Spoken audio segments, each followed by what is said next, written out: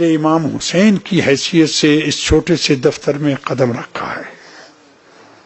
قدم کو آپ نے اس دفتر کو اپنے قدموں سے شرف بخشا ہے. آپ کیونکہ یہاں آئے ہیں، آپ کا میری گردن پہ ایک حق ہو گیا ہے. میری گردن پہ آپ سب کا ایک حق ہو گیا ہے. وہ حق یہ ہے کہ میں آپ پہ وعدے کروں کہ زیارت کی قبولیت کی نشانی کیا ہے اور زیارت کیسے قبول ہوتی ہے.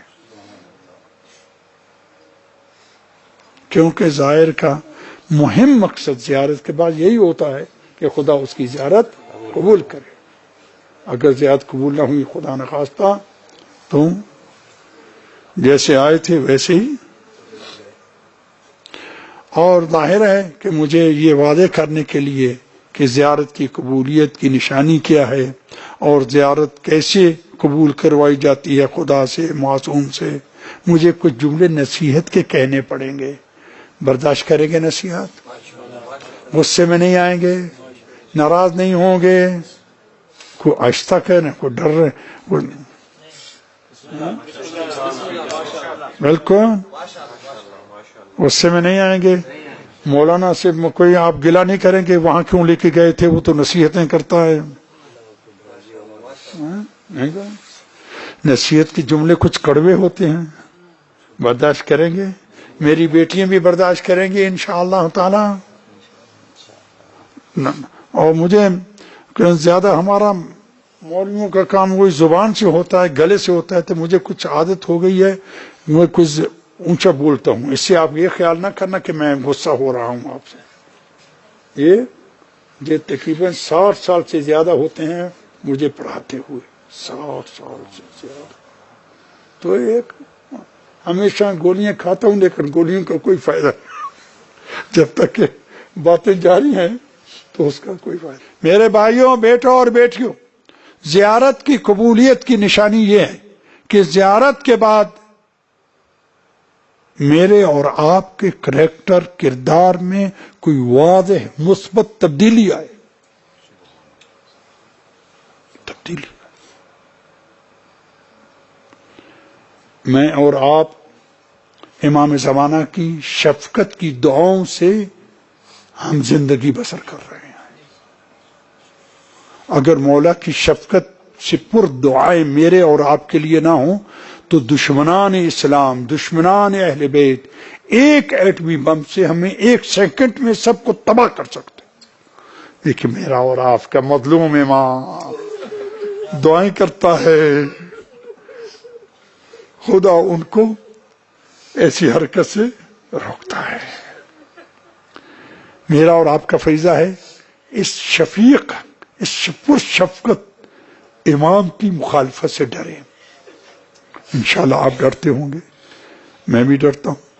میں ڈرتا ہوں مولا مجھے جب بھی زیارت ہوئی، دنیا میں ظہور ہو گیا، دیکھا، یا آخرت میں، مولا مجھ سے پوچھیں گے بشیر میں تمہیں اس دنیا سے ہزاروں مینوں سے لا کے تمہیں نجف میں رکھا اور کئی بار کئی قاتلانہ حملوں سے زخمی ہوتا رہا ہوں، لیکن خدا نے مجھے اس کی مولا کی دعا سے ابھی تک زندہ رکھا ہے.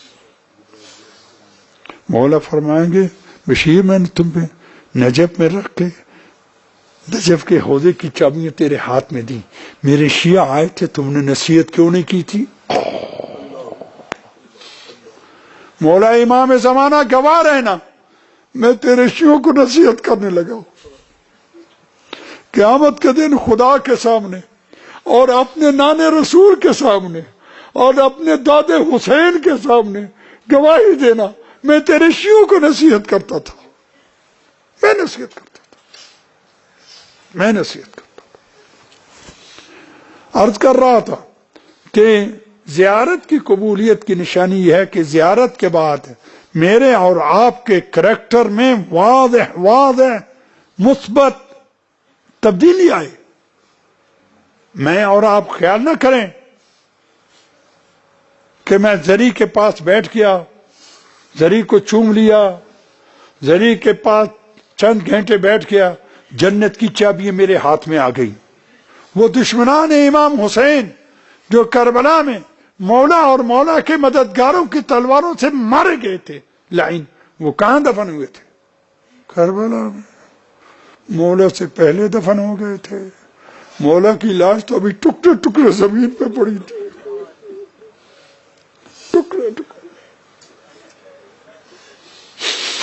جب امام زین العابدین دفن کرنے لگے، اگر بازو کو اٹھاتے تھے وہ علیحدہ تھا، اگر سینوں کو اٹھاتے تھے تو وہ علیحدہ تھا۔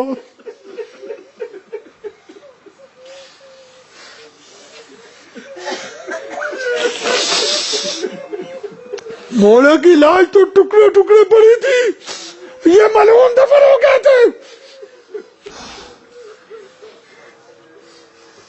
وہ 1400 سال سے کربلا میں ہیں۔ اگر زری کے پاس بیٹھنا کافی ہے تو استغفر اللہ، وہ جنت کے مالک ہو گئے ہوں گے۔ میری ان تمام باتوں کا مطلب یہ نکلا کہ صرف زری کے پاس بیٹھنا اور چومنا اور ہاتھ لگانا، بوسہ دینا، یہ جنت میں جانے کے لیے کافی نہیں ہے۔ تو کیا کریں؟ میری اور آپ کی زیارت قبول ہو۔ زیارت قربت ہر امام کی، خصوصاً امام حسین کی زیارت قربت اللہ کیجیے۔ دیکھیے امام حسین نے اپنا سر خدا کی راہ میں دیا تھا، قربت اللہ دیا تھا، ہم بھی اس کی زیارت قربت اللہ کریں گے۔ جو آپ کو حاجتیں ہیں وہ زیارت کے بعد، جیسے آپ صبح ظہر مغرب عشاء کی نمازیں پڑھتے ہیں انشاءاللہ، جب حاجت ہوتی ہے نماز کے بعد، نماز قربت اللہ ہوتی ہے، اور اس کے بعد حاجتیں خدا سے طلب کرتے ہیں۔ اس طرح زیارت مولا کی قربت اللہ کریں گے، اور اس کے بعد اپنی حاجتیں مولا کا واسطہ دے کر خدا سے اپنی حاجتیں طلب کریں گے۔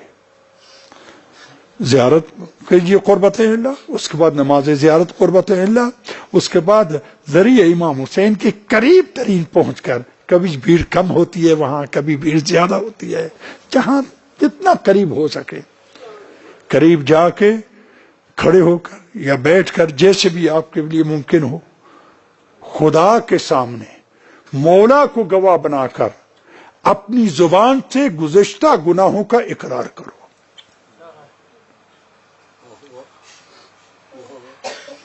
اے خدایا، میں تیرے سامنے، اور اشارہ کرو تیرے پیارے حسین کے سامنے اقرار کرتا ہوں، مثال کے طور پر اس دن مجھ سے نماز صبح قضا ہو گئی، میں نے صبح نہیں پڑھی تھی، اس دن میں نے جھوٹ بولا تھا، اس دن میں نے مومن کی غیبت کی تھی، اس دن میں نے یہ کیا، اس دن ایک مومن شیعہ کو میں نے اپنی آنکھ سے ڈرایا تھا۔ ارے شیعہ کو ڈرایا تھا تم نے،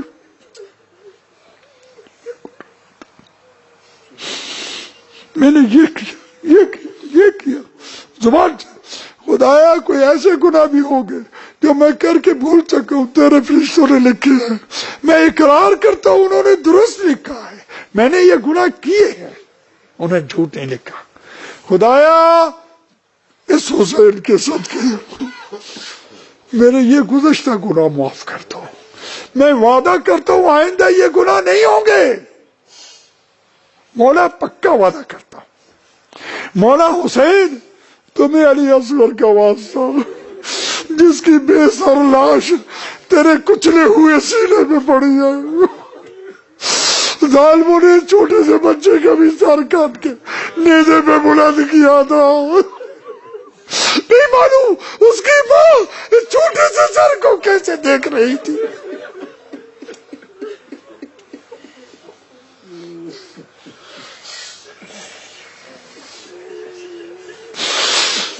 مولا حسین، تمہیں علی اصغر کا واسطہ میرے یہ گزشتہ گناہ خدا سے معاف کروا دو، شفاعت کر کے میں وعدہ کرتا ہوں آئندہ یہ گناہ نہیں ہوں گے، آئندہ نہیں ہوں گے۔ مولا خدا سے وعدہ کیا ہے، مولا حسین سے وعدہ کیا ہے، علی اصغر سے وعدہ کیا ہے، اب وہ گناہ نہیں ہوں گے نا، اب نماز کو دیر نہیں ہوتی ہے، اب غیبت نہیں ہوتی ہے، نہ سنتی ہے، اب آنکھ ادھر ادھر نہیں جاتی ہے، جہاں دیکھنا چاہے نہیں ہے، خدا شاہد ہے ہماری معتبر کتابوں میں ہے کہ جو آنکھ مرد کی ہو یا عورت کی ہو نامحرم کو دیکھتی ہے، اس قیامت کے دن لوہے کی سیخوں سے اس کی جرم جہنم میں گرم کر کے اس کی آنکھ پہ ماری جائے گی.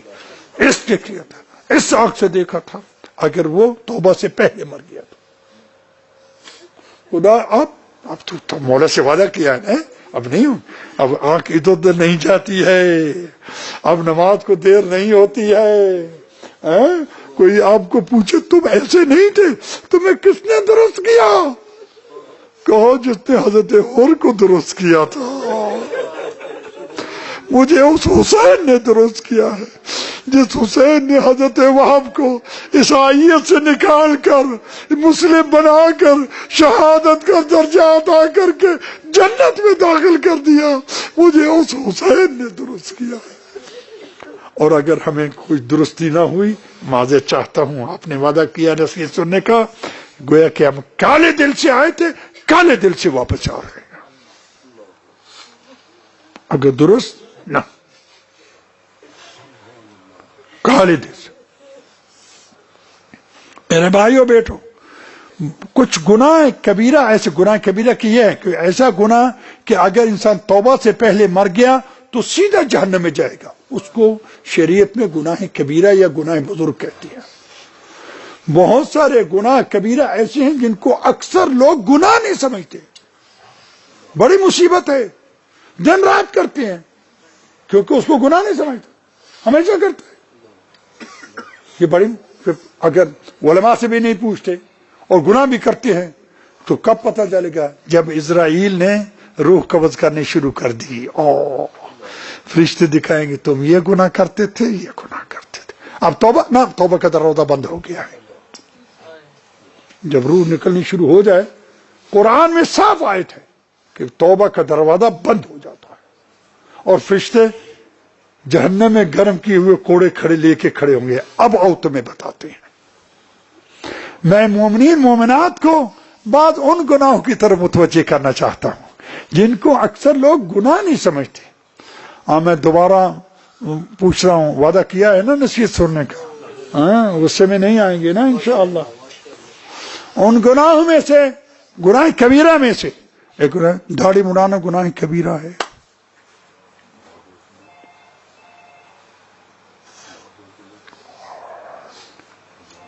گناہ کبیرہ ہے، گناہ کبیرہ ہے، کبیرہ ہے، کبیرہ ہے.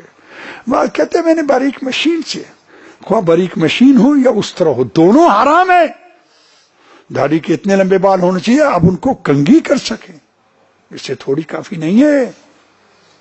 کوئی 50 سال عمر ہے گناہ کرتے ہوئے، یہ کسی کی 60 سال عمر ہے، کسی کو علی کے معنی والے داڑھی مڑاتے ہیں، داڑھی مڑا کے آتے ہیں اور زری کو چومتے ہیں اور داڑھی مڑائے ہوئے رخسارے کو زری پہ رکھتے ہیں. میں مولا دیکھو داڑھی مڑا کے آیا ہوں، نہ تیرا کہنا مانا ہے نہ تیرے نانے رسول کا مانا ہے. چیلنج ہے نا مولا. بات چھپانے کی کوشش کر رہے ہیں، مجھ سے چھپا سکتی ہو، خدا سے نہیں چھپا سکتی. مولا سے وعدہ کرو، مولا آئندہ داڑھی نہیں بناؤں گا، ختم ہو گیا. ہاں بشیر نے اپنی جیب سے نہیں کہا ہے. ایک جملہ درمیان میں کہتا جاؤں، آپ خیال نہ کریں دوسرے علماء آپ کو یہ نصیحتیں کیوں نہیں کرتے ہیں، وہ اپنی قوموں کو نصیحتیں کر رہے ہیں. میں شیعہ بر صغیر کے شیعوں کا نوکر میں ہوں، میرا فریضہ ہے آپ کو نصیحت کرنا. وہ اپنی قوموں کو نصیحت کر رہے ہیں. عرض کیا داڑھی منانا گناہ کبیرہ ہے. دوسرا ان گناہ کبیرہ میں سے معذرت چاہتا ہوں، ہم میں سے اکثر لوگ چچا کی بیٹی، ماموں کی بیٹی، پھوپھی کی بیٹی، خالہ کی بیٹی، اس کا چہرہ بھی دیکھتے ہیں، اس کے بال بھی دیکھتے ہیں، اس کے ہاتھ بھی دیکھتے ہیں، اس کی گردن بھی دیکھتے ہیں. خدا تمہیں ہدایت کرے، یہ کیا لگتی ہے تیری؟ کہتے ہیں بہن ہے. بہن ہے؟ چچا ماموں پھوپھی کی بیٹی سے ہم شادی کرتے ہیں یا نہیں؟ تو یہ بہن نہ ہوئی؟ یہ کیا ہو رہا ہے گھروں میں؟ اپنے بھائی کی بیوی، چھوٹے بھائی بڑے بھائی جس کو ہم بھابھی کہتے ہیں، اس سے خوب مذاق ہوتا ہے، اس کا منہ دیکھتے ہیں، گلا دیکھتے ہیں، سب کچھ ارے بال پاؤں دیکھتے ہیں، کیا لگتی ہے تیری؟ یہ بہن ہے. بہن ہے تو تیرے بھائی نے اس سے شادی کیسے کی ہے؟ بہنوں سے شادی ہوتی ہے؟ استغفر اللہ. اپنی بیوی کی بہن جس کو ہم سالی کہتے ہیں، خوب مذاق ہوتا ہے. یوں ہی نکاح ہوا تو سالی سے مذاق شروع ہو گیا، کیا لگتی ہے تیری؟ یہ کہتے بہن ہے. بہن ہے تو اس بہن سے شادی کیسے کی ہے تم نے؟ جھوٹ بولتے ہو. جھوٹے پہ خدا کی لعنت ہے قرآن میں.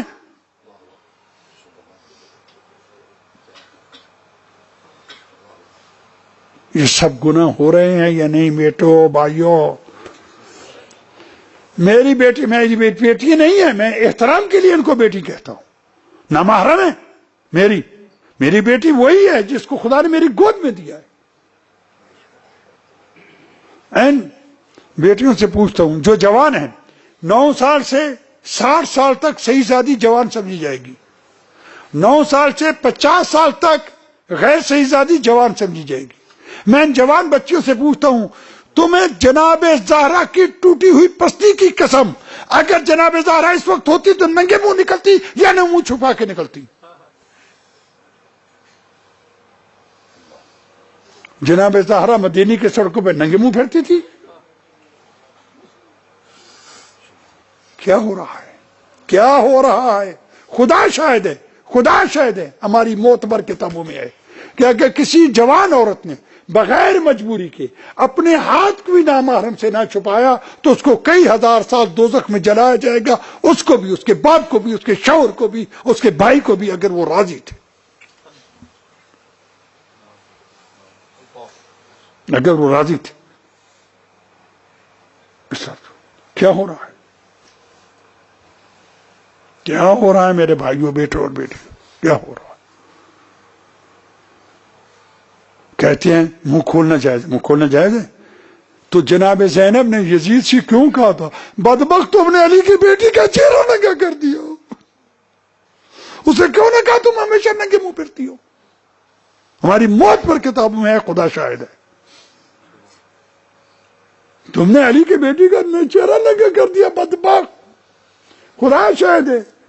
ایک دفعہ رسول اسلام اپنے ایک بہت نیک صحابی تھا، وہ اندھا تھا اور بوڑھا بھی تھا. وہ اتنا نیک تھا کہ رسول کی زندگی میں وفات پا گیا. رسول نے خود اس کو قبر میں اتارا تھا اور اس پہ آنسو بھی بہائے تھے.